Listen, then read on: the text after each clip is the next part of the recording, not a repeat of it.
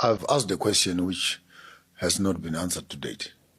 That how can 10 to 15 white men sit on a table and make an agreement which 54 presidents and leaders cannot undo? What is it that such a small group of united Europeans can take a ruler and cut your continent to pieces? Here we are 63 years later talking about the Africa Union and Kwame Nkrumah's vision, Kambarage's vision, Kenneth Kaunda's have come and gone, Banda's have come and gone, Mugabe's have come and gone. And what makes it so sad is that during the liberation struggle, Tanzania becomes a home base for all of them. ANC, SWAPO, ZANU-PF, Frelimo, all of them. They were in the same camp. They all were agreeing as comrades, let's go back and liberate our countries. But immediately all of them go back to their countries. They've become enemies of each other. So are we only friends at war and we're enemies at peace?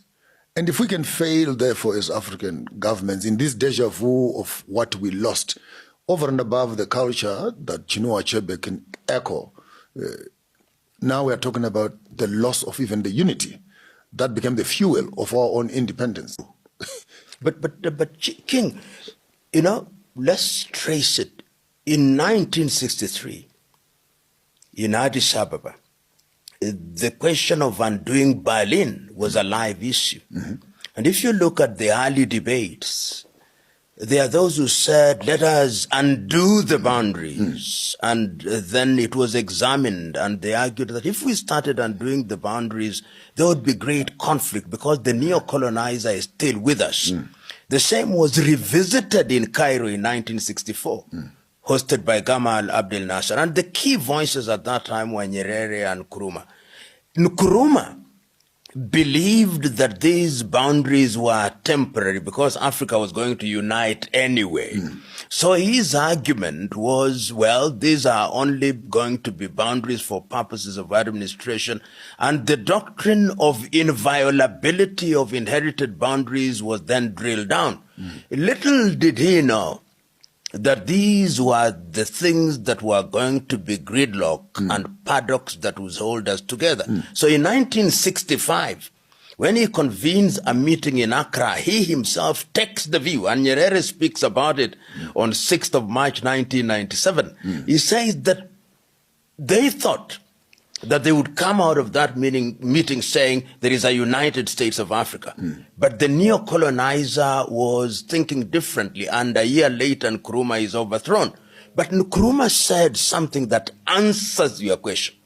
He said that it will be easy to do away with the colonizer as the political leader. We may even solve our economic problem, but there is something that happened to our minds. And that is going to take a little longer to deal with. And he was echoing a statement that had been made in 1933 by an African-American, Carter G. Woodson, the miseducation of the Negro. African. And Ngugi wa Thiong'o later writes about it in terms of decolonizing the mind. And I Brilliant book, by the way. Yes, indeed. And I think while you're on that, yes, it should be illegal for anyone who wants to start talking Pan-Africanism, for example, who has not gone through 2 or 3 of those books that you have mentioned. How the African, how Europe civilized the world. There's one absolutely. also how the African civilized Europe and how Europe, uncivilized Africa, so to speak. And the Chinua Achebe, great work, Things Fall Apart, and Decolonization of the Mind by Ngugi, and Steve Biko also, I Write What I Like. I think, yes. And I think if you can put a nice little catalog. And Antachek Diop. Yes, Antachek Diop, really, those must be compulsory readings. And to remove, there is also, and there is no harm in that, but there is too much romanticization of Pan-Africanism without looking at the practical Pan-Africanism. Obligation, yeah. So I think what those books do is to drill down. There is another one that I would want to put on the list. This is a Adekeye Adebayo, Africa after the Cold War, the curse of Berlin. But for the lighter readers, of course, the economic hitman. Yes. Then you begin to you begin to have a peep